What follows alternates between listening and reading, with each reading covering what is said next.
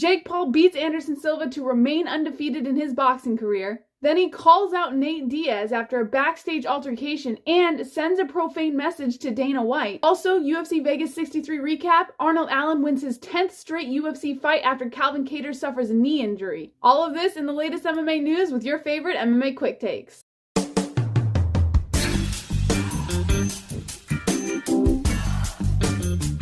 YouTuber turned boxer Jake Paul defeated UFC legend Anderson Silva on Saturday night in front of a 14,000 strong crowd. The fight lasted all 8 rounds and Paul was awarded the win via unanimous decision.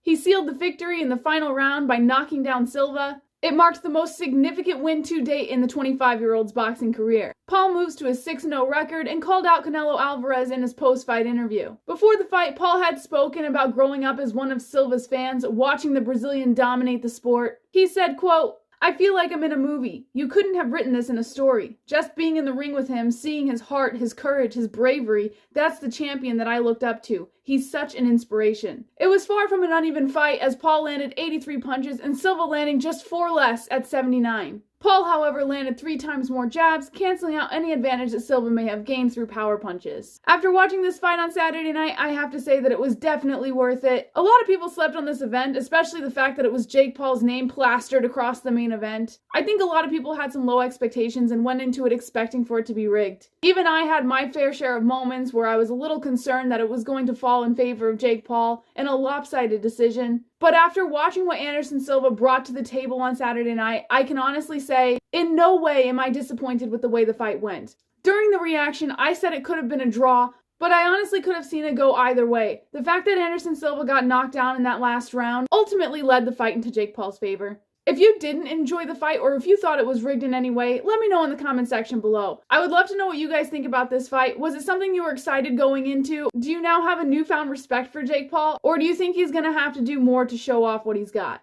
Also, thanks to a backstage altercation that got his attention following the event, Jake Paul is now calling out Nate Diaz. Multiple videos popped up that show Nate Diaz's entourage stepping in with Paul's team before security had to step in to separate them. It appears Diaz actually slapped somebody from Paul's team before the groups were pulled apart and a possible melee was avoided. Paul didn't find out about the incident until after his fight, but it appears that Diaz now has rocketed his position up to the top of Paul's hit list. Diaz attended the fight as a guest and to show support for his teammate Chris Avila, who picked up a lopsided decision in a fight against YouTuber Dr. Mike Warshawski. During his last fight in the UFC with Tony Ferguson, Diaz had completed his contract with the UFC and planned to test a free agency. A potential matchup with Paul has intrigued him in the past, and it appears they're now one step closer to that happening. While Diaz got the majority of Paul's attention, the always outspoken 25-year-old did also address Dana White. Paul again tested plans to start a fighters union after blasting pay practices in the UFC. Paul also got Silva on board with an association that he hoped would result in better treatment for combat sports athletes. Paul said, quote, Dana.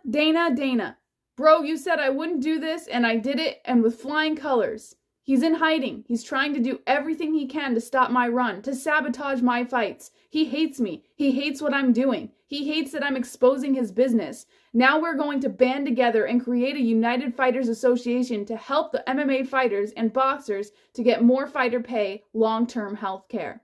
This could make or break Jake Paul and the other fighters that he tries to bring into the union. I love that he's trying to do what's right for the fighters, but fighters have to be really careful because as we've mentioned on the show, Dana White has had no problem cutting fighters from the roster before. And if Dana White feels that the UFC is being jeopardized in any way by a potential fighters union, I personally think that there's nothing to stop him from cutting any fighter that decides to dabble into that realm. Jake Paul would be smart to get fighters from other organizations, but he really needs fighters from the UFC if he wants this to hold. At the end of the day, I think it's going to take a while for a fighters union to develop. I don't think it's going to be something that's overnight. Regardless, it's very respectable what Jake Paul's trying to do in favor of the fighters, and I'm curious to hear what Dana White's response is going to be to all of this. Lastly, a quick UFC Vegas 63 recap. Arnold Allen did what he had to do, but because of circumstances outside of his control, he may not reap the rewards of his actions. Arnold Allen stopped Calvin Kattar 8 seconds into round 2 on Saturday night to score a TKO victory in their featherweight clash in the main event. Allen started a bit slow but was blistering Kattar with straight lefts in the later half of the opening round.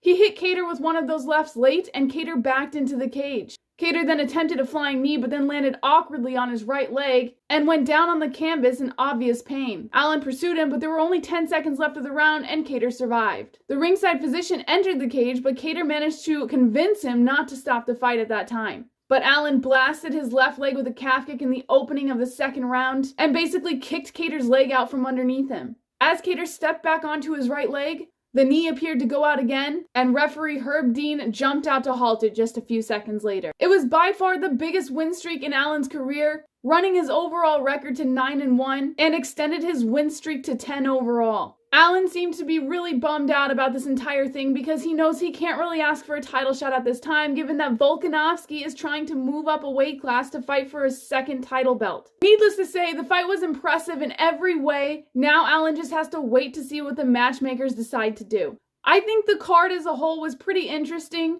Also in the co-main event, Max Griffin defeated Tim Means via a split decision. The fight that stuck out the most to me was Tresean Gore getting that beautiful submission over Josh Fremd. There were also quite a few finishes in the preliminaries. I think the card overall was not very disappointing. We've definitely seen better cards in the past, but I can't sleep on this one too much. At the end of the day, we're all coming together to see some pretty exciting fights, and I think we managed to get our fix on Saturday night. Let me know what you guys thought about the fights at UFC Vegas 63 down in the comment section below. Also, if you watched Jake Paul versus Anderson Silva, let me know what you thought of that as well. Of course, I try to respond to every comment relevant to these topics. Make sure you guys like, subscribe, and hit that notification bell so you can stay up to date on our latest live streams and uploads. This is the Saturday Night Recap with your favorite MMA Quick Takes.